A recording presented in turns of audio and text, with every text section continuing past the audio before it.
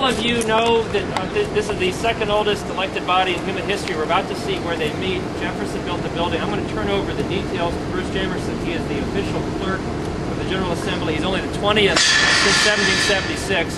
He works with us every day and helps keep us in line. Bruce, these are, boy, people up front. I see Flavanna, Greene, Charlottesville, Albemarle. Am I leaving anybody out? Shenandoah County. Shenandoah County, okay. We're used to that.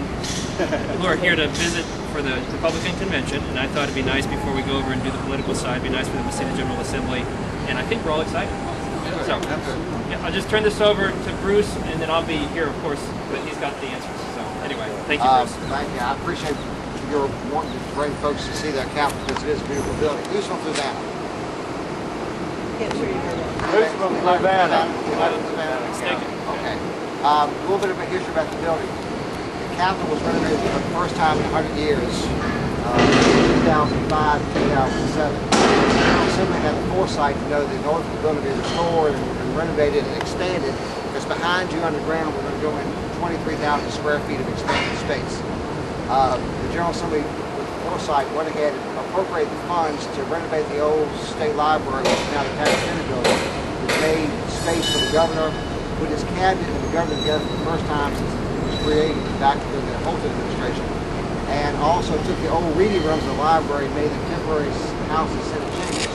So for the 2006-2007 sessions, we met in the old reading rooms of the state library, which allowed this building to be completely for the renovation, expansion, and restoration. The General Assembly appropriated $104.5 million for this project.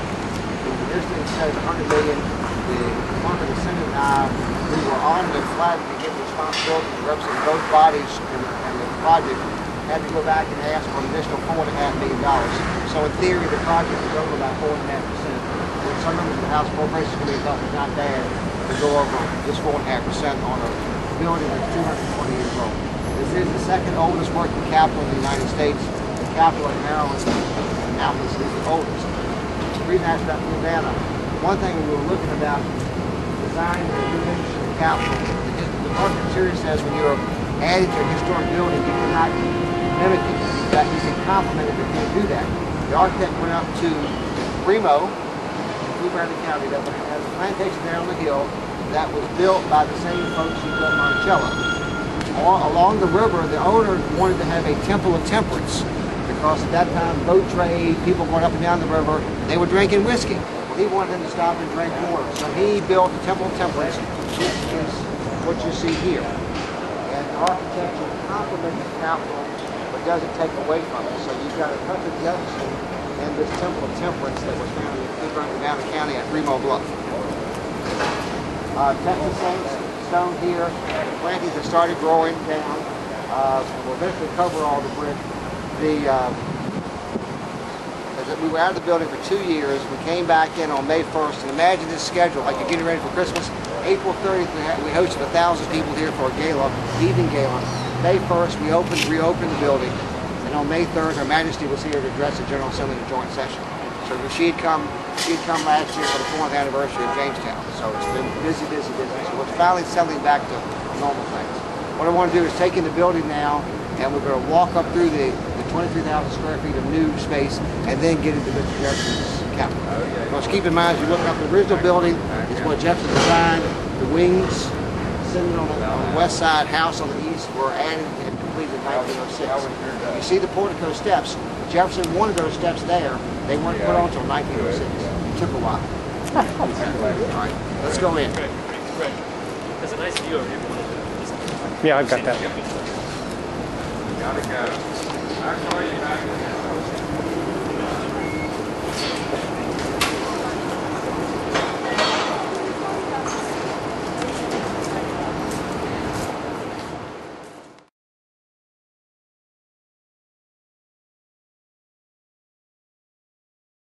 The new entrance to your Capitol, and one of the things that were added to the building was we looked at two quotes of the extension. This is the first quote that's by Jefferson. They're both by Jefferson, and this is a really powerful quote that Jefferson made, and I think it says a whole lot.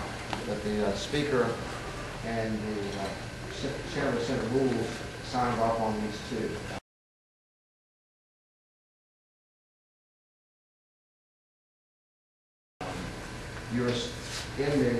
this is where guided tours are offered.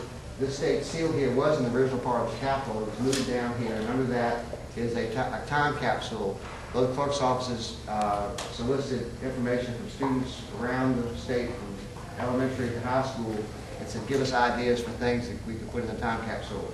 We've got an iPod, we've got a cell phone, we've got an article when the Capitol reopened on May 1st. The Speaker of the House gave a great speech on the rededication of the Capitol, and that copy of that text is in there. So hopefully in 50 years or so, they'll maybe pull it up and see what was put in there in 2007. You'll see the extension is all Jerusalem limestone. Yes, it is from Jerusalem. It's maintenance-free pretty much so the building, for the most part, is maintenance-free in the public areas of the extension. We wanted the guests, people who come to see the Capitol, to come in from the front door. Prior to the extension, people came in on the back side, came in the kitchen door, so to speak. You didn't get to see what y'all saw as you were looking up outside, so that's been a big plus for the building. Any questions yet? Okay. Y'all just come on around this hole and we'll go in. Jefferson